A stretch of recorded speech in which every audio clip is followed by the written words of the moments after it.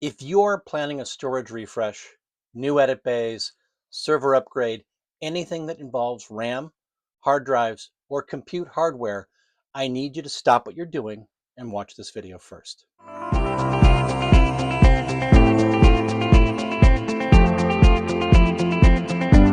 Okay, let me paint you a picture. 2 years ago, 2023, SSD prices hit all-time lows. DRAM was basically being given away. If you were a post house, a systems integrator, or a broadcast shop trying to stretch your CapEx budget, it was a really good time to buy storage and memory. That world is gone. We are now in the middle of what analysts are calling a structural shortage. Not a blip, not a supply chain hiccup, a fundamental multi-year shift in who gets hardware and what they pay for it. And the reason is sitting right there in your news feed every day: artificial intelligence. Here's what's actually happening at the macro level and why it matters to every single person in media, entertainment, and broadcast tech.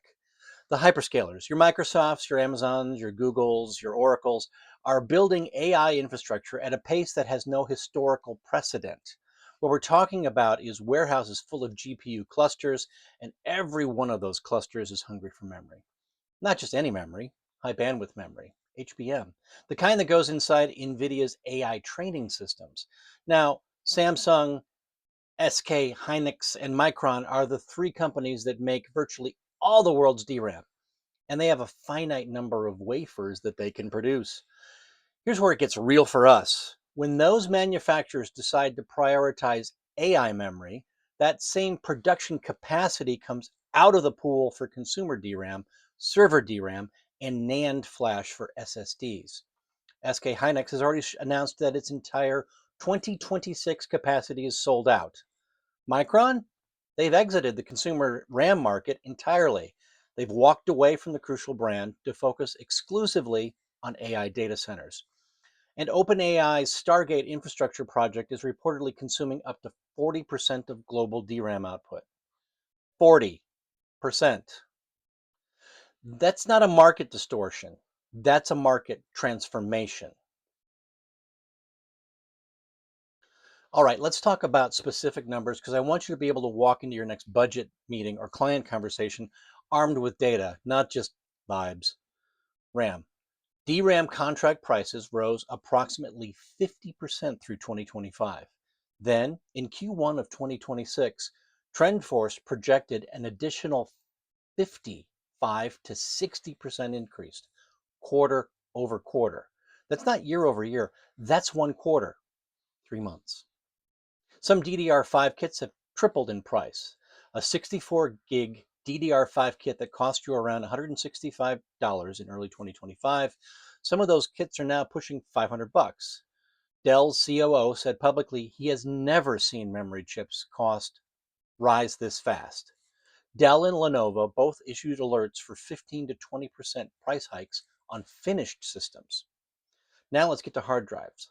HDD contract prices jumped 4% quarter over quarter in Q4 2025. That's the sharpest single quarter increase in 8 quarters. More critically, Western Digital is already sold out of hard drives for all of 26. They're done. For nearline HDDs, the high capacity drives that live in data centers and NAS systems, the storage is redirecting workloads to flash, which is then tightening NAND supply even further. It's a pressure feedback loop. Now let's get into SSDs. NAND flash demand is forecasted to grow 20 to 22% in 2026. Supply, that's growing at 15 to 17%. That gap, that's where the price increases live. 1 terabyte consumer SSDs that were running around $45 in late 24 have now gone to nearly $90. That's double. Servers. Server DRAM, the 64 gig and 128 gig RDIMMs that live in your edit workstations, your workstation servers, your MAMs, your render farms, those are seeing price increases exceeding 60% in some categories. And DDR5 64 gig RDIMMs could literally double in cost by the end of 2026 compared to where they were at the start of last year. A mainstream business laptop that was $900 could be looking at 30 to 40% higher pricing by the time this all shakes out. So this is the so what part. Let's bring this back to our world specifically. If you're running a post-production facility, a broadcast operation, or you're managing infrastructure for a content company, the hardware you depend upon every day is affected by all of this. Your shared storage systems, they are RAM dependent. Your color suites, that's compute and memory. Your MAM servers, your ingest systems, your archive infrastructure, it all runs on components that are now in a very constrained supply environment. A few things to think through. One, budget cycles, they're already broken. If you built your 2026 CapEx budget based on 2024 or early 2025 pricing, you may be looking at a 20 to 40% gap on hardware line items. That's not a rounding error. That needs to be a conversation with your CFO. Two, there is a hidden problem to all of this as well: lead times. It's not just price. Availability is tightening. Specific memory speeds and capacities, particularly 64 and 128 gig RDIMMs and higher speed DDR5, it's showing extended lead times.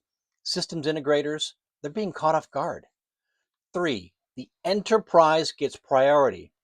Consumers and small to medium business, you get the leftovers. Memory manufacturers are allocating to hyperscalers first. That means the smaller post house, the independent broadcast shop, the regional or even national systems integrator.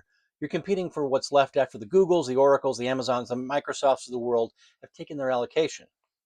Four, this is not going away quickly. Building new semiconductor fabrication takes years. Analysts are projecting supply pressure continues through 26, potentially into 27 or beyond. Some forecasters are using the phrase a decade of elevated pricing. I don't know if I'd go that far, but I wouldn't bank on a correction by year end either. So, what do you actually need to do about this? Here's my prescription. First, buy what you need now if you can. I'm not saying panic buy, but I'm saying if you have a refresh that was planned for Q3 or Q4 of this year, move it up. Every quarter you wait means higher prices. Try to lock in quotes and ask your vendors how long those quotes are valid for, because valid windows are shrinking. Some vendors are having to requote week to week. Second, right size your specifications. Do not overspecify. In a tight memory market, efficiency is money. Because before you spec a server with 256 gigs of RAM, because it's nice to have some headroom, go validate the actual utilization on your current system. Can you achieve your performance goals with smarter workload management rather than just throwing more RAM at the problem? This is operational discipline that pays big dividends right now. Third, revisit your archive and storage tiering strategy. This is one of the places where I think the real opportunity is for our industry. If high capacity nearline hard drives are getting expensive and constrained, this is the exact moment to pressure test your LTO tape strategy.